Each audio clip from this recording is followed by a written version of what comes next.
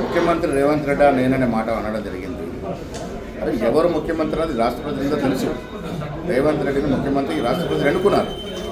ఎవరు పరిలో వారు పనిచేయాల్సింది. అమెరికాలో దాక్కున్నటువంటి టెలిఫోన్ ట్యాపింగ్ దొంగలు తీసుకొచ్చే బాధ్యత మీదా కాదా? దాన్ని స్పష్టత ఇవ్వండి.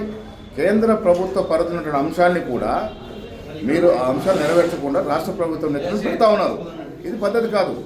కేంద్రంలో పరిధిలో ఉన్నటువంటి అంశాన్ని మీరు పరిపూర్ణంగా చేస్తూ తెలంగాణకి న్యాయం చేస్తే మేము మిమ్మల్ని గౌరవిస్తాము. మీ అంశాన్ని పక్కన పెట్టి మీరు లోపాయికారి ఒప్పందంలో భాగంగా బీఆర్ఎస్ నాయకులకు మద్దతునివ్వడం ఇది ప్రజలకు తెలియదని మీరు అనుకుంటారు కిషన్ రెడ్డి గారు. ఇవన్నీ కూడా ప్రజలకు తెలుస్తూ ఉన్నాయి.